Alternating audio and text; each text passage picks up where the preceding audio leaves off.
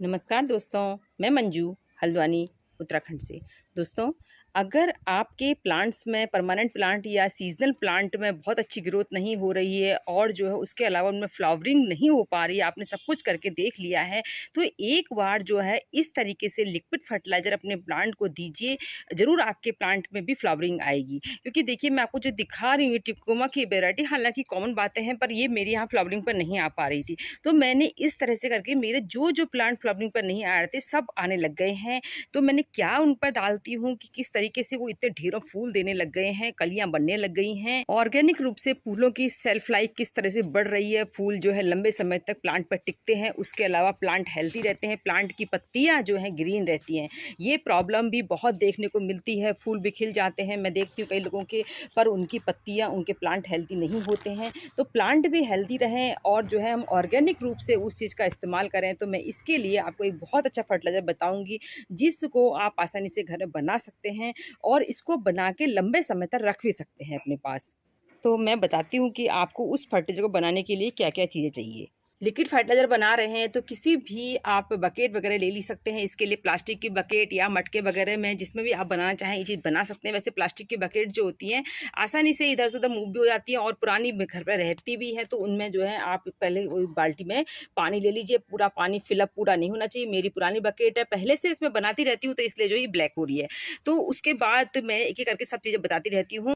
फिर लेंगे दोस्तों, ये देखिए, चाहे तो आप वर्मी कंपोस्ट लीजिए, चाहे तो आप जो है काऊ डंग कंपोस्ट लीजिए, पर पुराना होना चाहिए। उसके अलावा इसके आपके पास गोबर के कंडे वगैरह हैं तो वो भी ले सकते हैं। मैंने जो है ये बकरी की खाद जो होती है बहुत पुरानी, बिल्कुल बिल्कुल सॉफ्ट हो चुकी है मेरी पुरानी पुरानी, तो ये ले रखी है। तो बकरी की खाद जो है करीब 1 किलो करीब होगी ये, तो ये ली है। फिर लिए हैं दोस्तों मैंने नीम के पत्ते। नीम के पत्ते जो है हमारे प्लांट की इंसेक्ट के अटैक से बचाएंगे, क्योंकि इस समय मौसम में बहुत परिवर्तन आएगा। जो पानी कई बार हम डालते हैं वो प्लांट में सूखता नहीं है, तो फंगस का अटैक जल्द ज़्यादा होता है।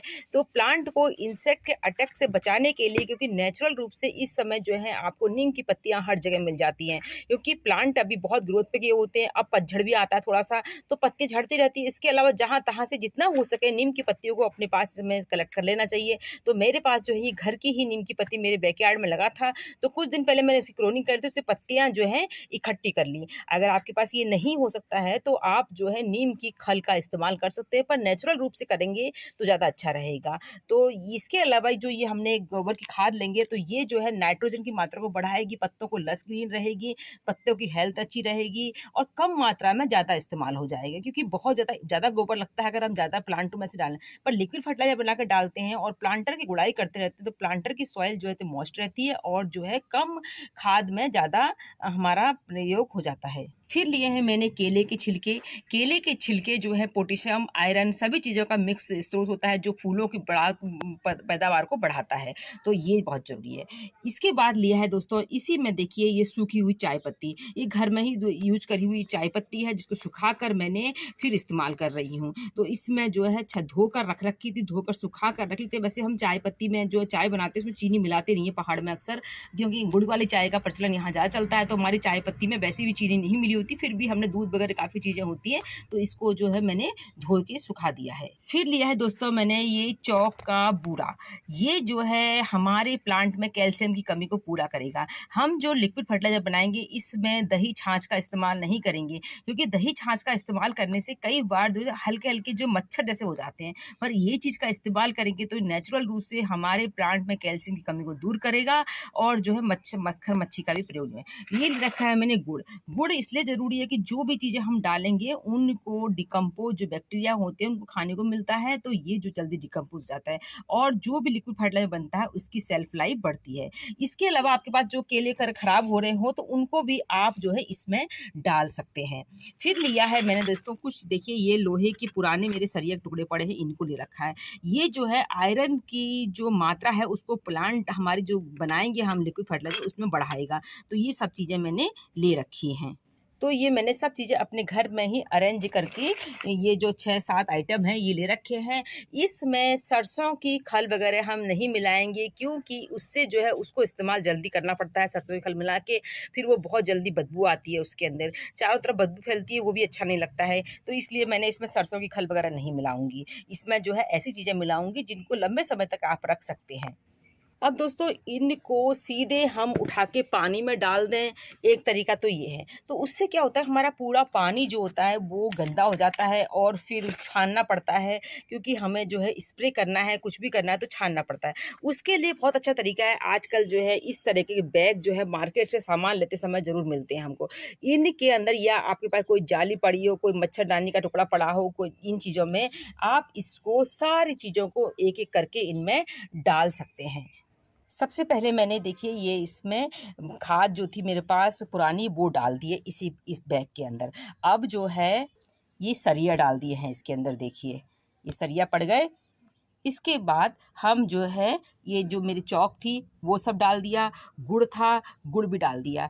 इसमें मैं कोई भी डीएपी वगैरह भी नहीं डालूँगी। अगर आपके पास कुछ दाने जो है सीवीड के हैं तो सीवीड भी बहुत अच्छा होता है, क्योंकि वो नेचुरल होता है और पर प्लांट को देना बहुत मुश्किल होता है हमारे पास जिनके पास समय कम है। तो इस तरीके से इसी में डाल देते थोड़ा-सा सीवीड, इसमें से मैं थोड़ा-सा सीवीड इसमें डाल दूँगी।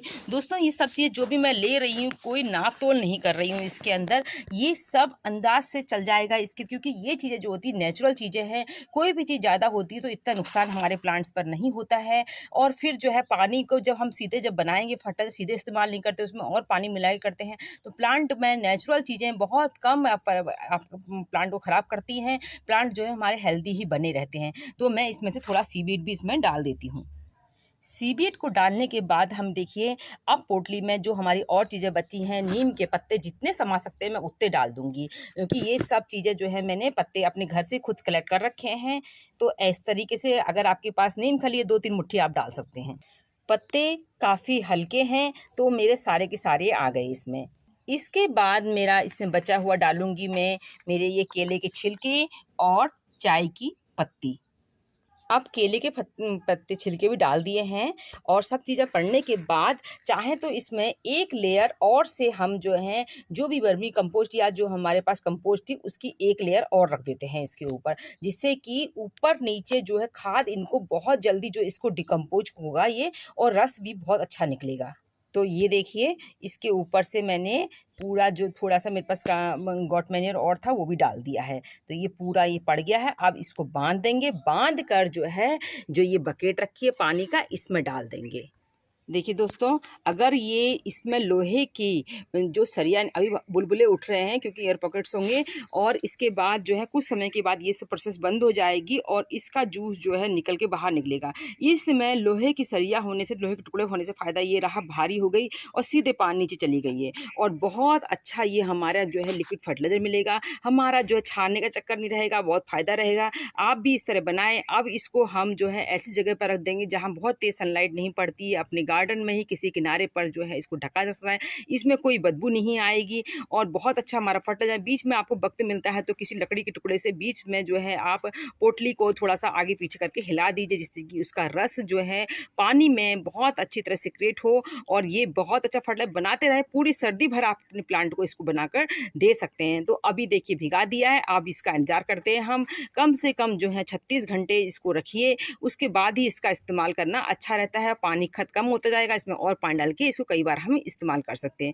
तो अपनी जो इस तरह की सीडलिंग तैयार हो रही है हमारी, इनकी ग्रोथ को तेज़ करने के लिए, उसके अलावा जो हमारे पास इस समय गुलदावरी की प्लांट की कटिंग ग्रोथ कर रही है, उनमें पिंचिंग करने का काम चल रहा है। तो पिंचिंग करने के लिए जो है प्लांट की ग्रोथ भी अच्छी करानी पड़ती है। तो इसमें जो हमारे अच्छा सा बना हुआ है फर्टिलाइज़र, जिसके अंदर नाइट्रोजन, पोटेशियम, आयरन, कैल्शियम सभी चीज़ें हमने दे दी हैं, तो वो फर्टिलाइज़र पड़ने से बहुत तेज़ी से ग्रोथ करेंगे। तो ये सब तो आप भी इस तरह से लिक्विड फर्टिलाइज़र बनाएँ। अब मैं इसको आपको बाद में दिखाती हूँ क्या रिज़ल्ट रहते हैं। इसको आज 3 से 4 दिन हो गए हैं और इसके ऊपर एक पूरी परत आ गई है। मैं बीच में इस्तेमाल भी कर चुकी हूँ। तो सबसे पहले जो है हम इसको किसी ऊपर से परत जो है किसी चीज़ से हटा देंगे। तो ये परत को किनारे करके इसी में से हम एक डिब्बा जो है इसका लेंगे और इसमें ये इतना नुकसान नहीं करते। और ये जो पानी ले रखा है इसमें चाहूँ तो पहले इस पानी में पहले हम 1 चम्मच हल्दी मिला देंगे। हल्दी मिलाने से जो भी इसके अंदर कोई फंगस वगैरह का अंश रह गया होगा बाई चांस, तो वो जो है हमारे पौधों में अटैक नहीं करेगा। इसके बाद जो है हमारा ये जो पानी है ये इसमें मिला देंगे। तो ये देखिए थोड़ा काला काला सा पानी हो गया। ये पानी हमारे पौधों के लिए नाइट्रोजन, पोटेशियम, कैल्शियम, आयरन सभी चीज़ों से भरपूर है। और अपने घर में ही इस तरह से पानी बनाकर, ये लिक्विड फर्टिलाइज़र बनाकर, ये टॉनिक बनाकर अपने सारे प्लांट को हम दे सकते हैं। अब प्लांट की जो है इसको चाहो तो आप हो सके तो शाम के समय दीजिए, और जो है प्लांटर की गुड़ाई करके जितनी प्लांट को आवश्यकता है उस नीड के हिसाब से अपने प्लांट को उस पानी को दें। चाहे तो इसको जो है दोस्तों, ये देखिए ऊपर से लेयर है, इसको किसी छन्नी की साइड से थोड़ा हटा देंगे और इसमें जो है एक बार इस्तेमाल खत्म होने के बाद दोबारा बना सकते हैं। बहुत ही हेल्दी फर्टिलाइजर बनेगा। आपके प्लांट की पत्तियां जो है इससे बिल्कुल लश ग्रीन रहेंगी, क्योंकि इसमें नाइट्रोजन अच्छी मात्रा में है और उसकी सपोर्टिंग के लिए आयरन भी है, लोहा भी है इसके अंदर। तो बेहतरीन फर्टिलाइजर है, एक जो है पूरा पावरफुल टॉनिक है अपने प्लांट्स के लिए। तो आप भी बनाएं और अपने प्लांट्स को दें। अब मैं इसको अपने सारे प्लांट्स को देती हूँ।